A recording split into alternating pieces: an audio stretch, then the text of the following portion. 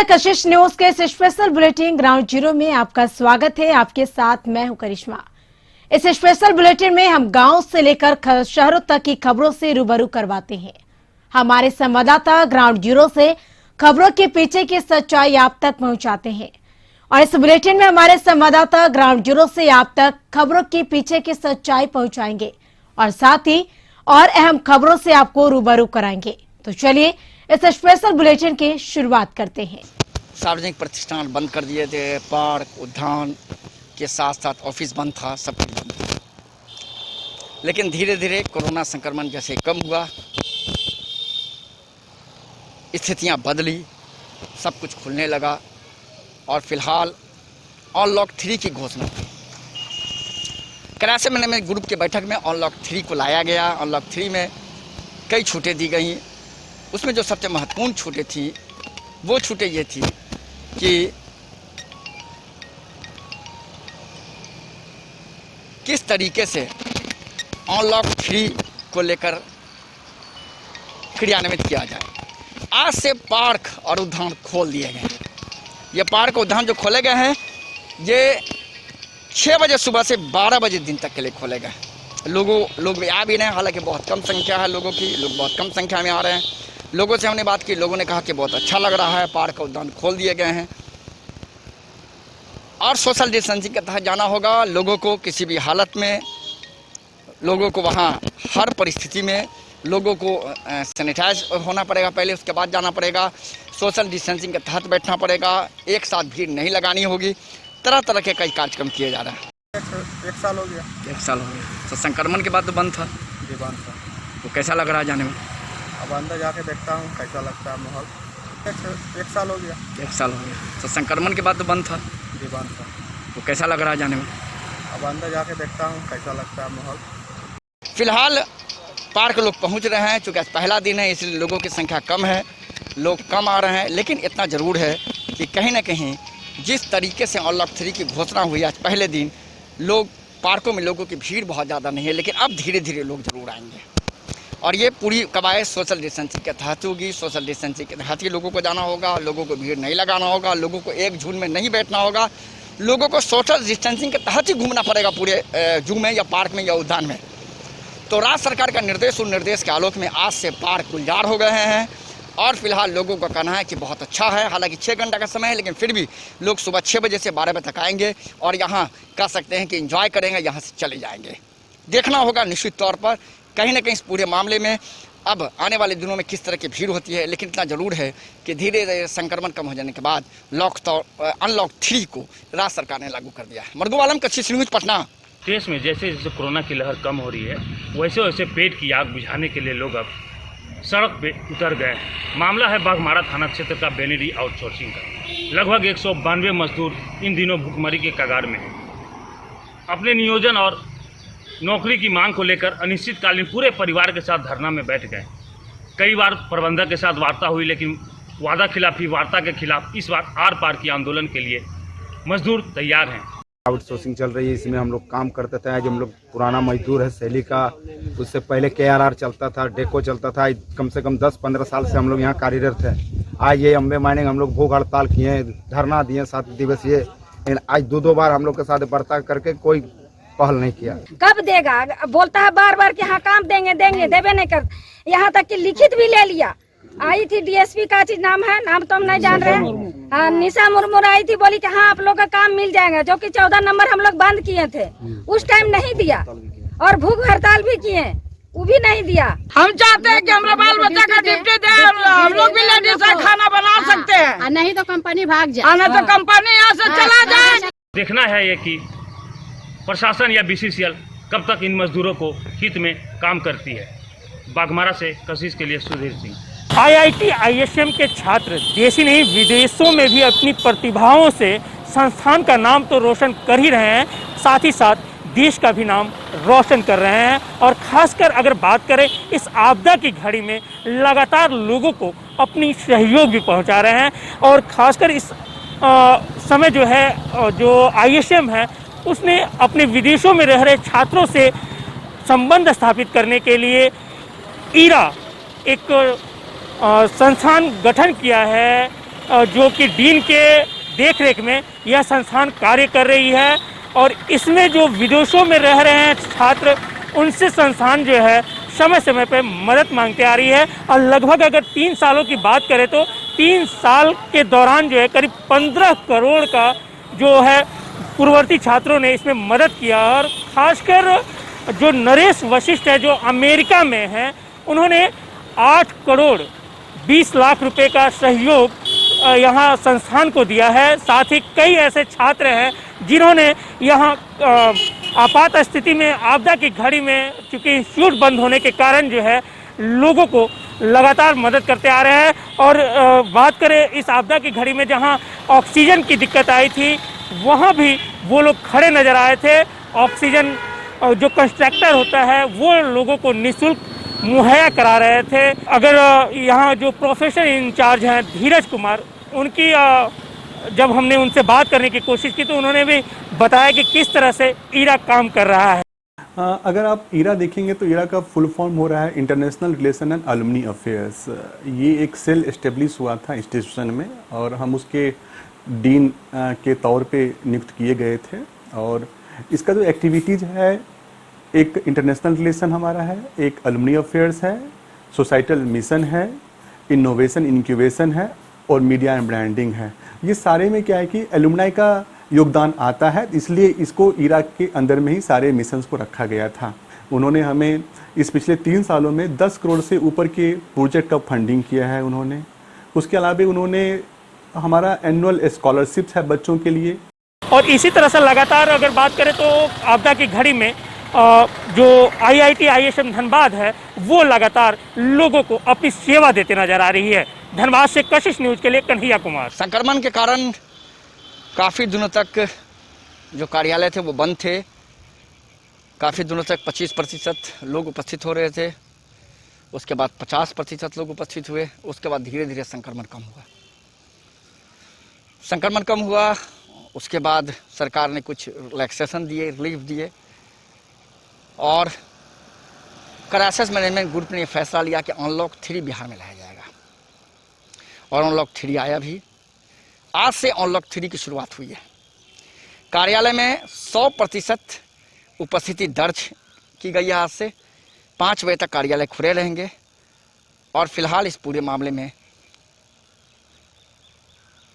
लोग आ रहे हैं, जो कर्मचारी हैं वो आ रहे हैं, लगातार आ रहे हैं। हम आपको ये दृश्य पटना के सचिवालय का दिखाना चाहेंगे। देखिए लगातार जो कर्मचारी हैं वो आ रहे हैं, गाड़ियों की भीड़ है और कर्मचारी आ रहे हैं और लगातार कह सकते हैं कि सचिवालय में लोगों का आना जारी है। लोग कर्मचारी जो हैं आ रहे हैं। आज से 100% का जो है वो शुरू किया गया है और 100% के साथ आज से कह सकते हैं कि कर्मचारी और अधिकारी लोग आएंगे। 5 बजे शाम तक उनको रहना है ऑफिस में। अनलॉक 3 की शुरुआत सोशल डिस्टेंसिंग के तहत होगी, सैनिटाइज होगा और सारी सुविधाएं होगी और उसी के तहत कह सकते हैं सचिवालय में लगभग 2 महीने से ज़्यादा दिनों के बाद बहुत ही गहमा गहमी है। 2 महीने के बाद बहुत गहमा गहमी है और लगातार जो अधिकारी हैं, कर्मचारी हैं, उनका आना जारी है। आप देख सकते हैं जो हम आपको वीडियो दिखा रहे हैं, लाइव वीडियो है ये।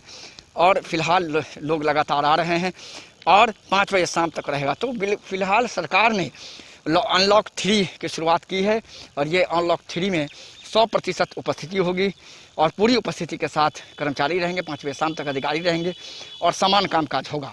अनलॉक 3 है, उसके बाद फिर जब स्थिति समान होगी अनलॉक 4 आएगा और भी रिलैक्सेशन दिए जा सकते हैं। तो फिलहाल सभी विभागों में कर्मचारी अधिकारी पहुंच गए हैं 100% उपस्थिति के साथ। सैनिटाइज किया जा रहा है लोगों को और फिलहाल कह सकते हैं लोगों को सोशल डिस्टेंसिंग के तहत काम करने की हिदायत दी जाएगी। मुर्गुब आलम, कशिश न्यूज, पटना। तो हर एक पार्टी करती है, लेकिन वास्तविक स्थिति, उसकी जमीनी हकीकत क्या है, ये आज हम जानने के लिए आए हैं कटिहार के अम्बेडकर कॉलोनी में। हम इस कॉलोनी की स्थिति दिखाना चाहेंगे। लगभग 350 क्वार्टर है और ये महादलित का इलाका है। लगभग 2000 ईस्वी में तत्कालीन जो मुख्यमंत्री थी बिहार की राबड़ी देवी, उन्होंने इसका उद्घाटन किया था। लगभग 350 क्वार्टर है और क्वार्टर की जर्जर स्थिति आप देख सकते हैं। ये कभी भी किसी भी हादसे का गवाह हो सकता है और इस इलाके में लगभग 1500 दलित परिवार रहते हैं। 1500 की आबादी है इस महादलित टोला की, और ज़्यादातर जो इस आबादी के लोग हैं वो सफाई कर्मी, चाहे वो नगर निगम के सफाई कर्मी हो, चाहे रेलवे के सफाई कर्मी हो, लेकिन जो बुनियादी सुविधा है, बुनियादी सुविधा से महरूम है यहाँ के लोग। नाला की समस्या नहीं है कोई, जहाँ देश में ये कहा जा रहा है कि शौच के लिए जो शौचालय बनना चाहिए, खुले में शौच से मुक्ति के लिए कई तरह के दावे किए जा रहे हैं, लेकिन हकीकत क्या है यहाँ के लोगों से मिलते हैं और जानते हैं। यहाँ जो आम लोग हैं, यहाँ इस इलाके के जो लोग हैं, जी बताइए क्या क्या परेशानी है, क्या क्या परेशानी है? देखिए भैया, नाली नहीं है भैया, कल के दिक्कत हो रहा है, नाल वोल कुछ नहीं लगा है। बोला क्या कि नाली उली बनेगा भैया, इधर तो नाली नहीं बना, उस साइड में नाली बन गया भैया। बना है आप लोग का? नहीं है भैया, शौचालय कुछ नहीं है भैया। शौचालय बाहर जाते हैं? हम सब बाहर जाते हैं, उधर लेडीज पड़ती में जाते हैं हम लोग का बाथरूम नहीं दिया, बना है बाथरूम लेकिन नाला सेट नहीं है। पानी अच्छा, नहीं ये जो भवन है बहुत पुराना भवन है, एकदम पूरा डर लगता है कि हाँ, अंदर पानी में हम लोग का डर लगता है। ये गाछ है सामने में, डर लगता है जब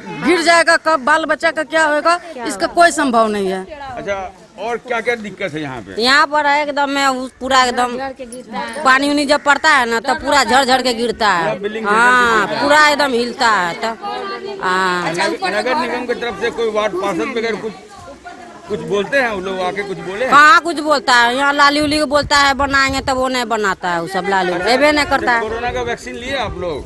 एक्शन नहीं, वैक्सीन सुइया लिए कोरोना? नहीं, हम लोग नहीं लिए। हम तो घरे में रहते हैं, हम काम नहीं करने जाते हैं बाहर। तो आप देख सकते हैं इन लोगों की जो समस्या है, वस्तु न शौचालय है, भवन जर्जर है, कभी भी किसी बड़े हादसे का गवाह हो सकता है।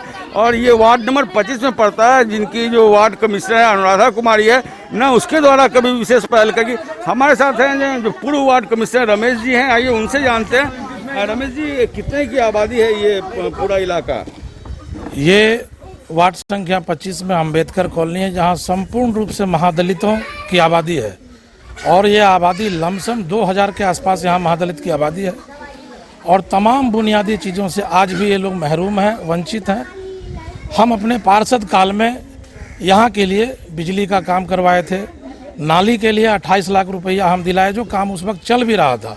लेकिन मेरे चुनाव हारने के बाद उस राशि को यहाँ से उठा करके दूसरे जगह ले जा करके उसका नाला बनवा दिया गया, यहाँ का पैसा दूसरी जगह चले गया। आज भी यहाँ के लोग नारकीय जीवन जीने को विवश है। ये जो भवन देख रहे हैं, ये तत्कालिक मुख्यमंत्री राबड़ी देवी के समय में इसका उद्घाटन हुआ था। 350 क्वार्टर है महादलितों के लिए ये, और उस वक्त जब बना था उसके बाद आज तक इसका रिपेयरिंग मरम्मती नहीं हुआ है। हम एक जो ये कहा जा रहा है, देश के प्रधानमंत्री कहते हैं कि खुले में शौच से मुक्ति के लिए 100% उपाय किए जा रहे हैं, और ये महादलित आबादी है, यहाँ के लोग खुले में शौच के लिए जा रहे हैं। तो कैसा मतलब इस दिशा में क्या होना चाहिए? इस दिशा में होना चाहिए कि सरकार का अंग ये भी है।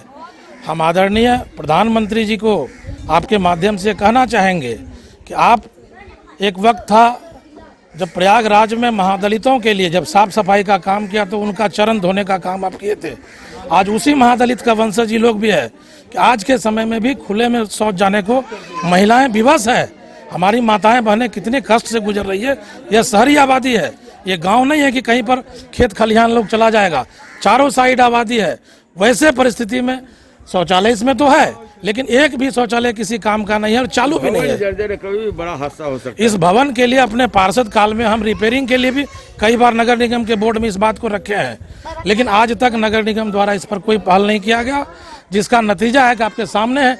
किसी भी दिन ये जर्जर भवन लोगों के शरीर पर गिरेगा और किसी बड़े हादसा का गवाह बन सकता है। तो निश्चित तौर पे जो पूर्व वार्ड कमिश्नर, उनका कहना है कि उनके कार्यकाल में प्रयास तो किए गए इस महादलित आबादी के जो टोला है इसको उत्थान के लिए, लेकिन क्या ये महादलित जो है महज एक वोट बैंक है? ये हमें ये सोचने को विवश करता है। जो बुनियादी सुविधाओं से ये लोग वंचित हैं, न शौचालय है, भवन जर्जर है, न निगम की तरफ से कोई पहल की जा रही है। ऐसे में ये कहना वाजिब होगा कि प्रशासन और सरकार को इस ओर नजरें इनायत करने की ज़रूरत है, ताकि इन महादलित की जो आबादी है, इनकी जो बुनियादी समस्या है, उनको दूर किया जा सके। रितेश रंजन, कशिश न्यूज़, कटिहार। मानसून की पहली बारिश में ही समस्तीपुर की यह तस्वीर देख सकते हैं, जहां जो है यह पूरा रिहायशी इलाका है, जहां लगभग 20,000 की आबादी। इस पूरे मोहल्ले में अगर बात की जाए, तिरुत एकेडमी है, आरएनआर कॉलेज है, तमाम जो है कार्यालय भी है और बीएड कॉलेज है, जो एक तरह से जो है एक तालाब बनकर रह गया और शोभा की वस्तु बनकर रह गया, आप देख सकते हैं। लेकिन यहाँ जो है पहली बारिश में ही जो है यह पूरा जो है सरकारी जो व्यवस्थाएं हैं प्रशासन का, उसका पोल जो है खुलता नजर आता है, क्योंकि लगातार 4 दिनों की बारिश में पूरा जो है यह जो है जलमग्न हो गया है। ऐसे में लोगों की जो है क्या स्थिति, हम बात करते सर, बताइए क्या कुछ हालत है? हालात तो बहुत ही दयनीय है, इतना दयनीय है कि घर तक खाना नहीं पहुंच पा रहा है, उचित राशन नहीं पहुंच पा रहा है, मेडिकल सुविधा नहीं है, कोई गाड़ी नहीं जा रही है, लोगों को बहुत ज़्यादा परेशानी हो रहा है। जैसे कि देख लिया जाए, कोरोना काल है, हर घर में कोई ना कोई कुछ ना कुछ बीमारी है, दवा लाना होता है उसमें भी प्रॉब्लम है। जिस घर में बुजुर्ग हैं, कोई युवा नहीं है, उनको दूसरे का मुहताज होना पड़ता है, वो दूसरे का सहारा खोजते हैं। कितना बार किसी को बुलाते हैं तो कोई जाता है या ना जाता है, वो घर में दम घुट करके मर रहे हैं। मैं तो मुख्यमंत्री जी से और सारे प्रशासन के अधिकारियों से ये विनती करूँगा कि इस पानी से निजात हम लोग को दिलाएं और इसका कुछ उपाय जल्द से जल्द करें। और भी लोग हैं, हमसे बातचीत करेंगे। बताइए क्या कुछ हालात है, क्योंकि पहली बारिश में यह पूरा जो है जलमग्न है? बिल्कुल दयनीय हालत है। हम लोग अभी कोरोना काल में घर में थे और घर से बाहर निकलने की जैसे ही पहल शुरू हुई, पहली ही बारिश में समस्तीपुर के जिला प्रशासन के द्वारा जो समस्तीपुर शहर को एक नया आकार दिया गया था, उसके हालात को ये बयां कर रहा है पानी। और आप देख रहे हैं कि समस्तीपुर की आधी आबादी जलमग्न है और बहुत सारी दिक्कतें हैं। अभी बच्चों को लेकर के बच्चे कहीं जा नहीं सकते हैं, बुजुर्ग कहीं जा नहीं सकते हैं, और हम लोग अगर ड्यूटी वाले हैं तो फिर अपने हाफ पैंट पहन करके किसी तरह से पानी से निकलने की व्यवस्था कर रहे हैं। जो स्थानीय जनप्रतिनिधि है उसके द्वारा क्या कुछ किया गया? स्थानीय जनप्रतिनिधि के द्वारा अगर कुछ किया जाता तो आप लोगों को दिखता कि हम लोग इस समस्या से अभी तक जूझ नहीं रहे होते। तो निश्चित रूप से स्थानीय जनप्रतिनिधि जो है यहाँ पे बिल्कुल जीरो हो गए हैं, फेल्योर हो गए हैं। उनके द्वारा कहीं कुछ किया नहीं जा रहा है। कुछ पानी से जस्ट पहले हमने देखा है कि जो नाला था जिससे थोड़ा बहुत रिसाव पानी का होता था बाहर की तरफ, उस नाले को भी तोड़ दिया गया, हर जगह से प्लेट को हटा दिया गया और जो समस्या थी उसको और गंभीर बना दिया गया है। पहली बारिश में पिछले साल का जो आंकड़ा है उस आंकड़ा से 1 फीट ज़्यादा पानी इस बार हो चुका है। तो निश्चित रूप से स्थानीय जनप्रतिनिधि इस मामले में बिल्कुल फेल्योर हैं और सारा दोष अगर हम लोग मानते हैं तो स्थानीय जनप्रतिनिधि का। एक और तस्वीर आपको दिखाना चाहेंगे जिसका निर्माण के लिए जो कार्य किया गया था, शायद यह निर्माण जो है मुख्यमंत्री नीतीश कुमार के द्वारा जो है इसका जो है वीडियो कॉन्फ्रेंसिंग के माध्यम से इसका उद्घाटन किया गया था। इस नाले निर्माण के लिए लगभग जो 72,66,000 रुपये की लागत से इसका जो है शिलान्यास हो गया। 1 साल 2020 में हुआ था, 1 साल बीतने को है। लेकिन याद रख लीजिए कि जो भी वादे किए जाते हैं वीडियो कॉन्फ्रेंसिंग के जरिए तो किए जाते हैं, लेकिन उन वादों का हकीकत, ज़मीनी हकीकत यही है कि लोग जो है इस रिहायशी इलाकों में तमाम सरकारी अधिकारी कह सकते हैं, तमाम जो है बुद्धिजीवी इसी वर्ग में रहते हैं और इसी इलाके में रहते हैं। तो कहीं ना कहीं सवाल जरूर खड़ा होता है कि जो सरकार के द्वारा जो जितने भी योजना चलती है वो ज़मीनी हकीकत में दिखाई नहीं देती है। समस्तीपुर से कशिश के लिए मंटन कुमार। फिलहाल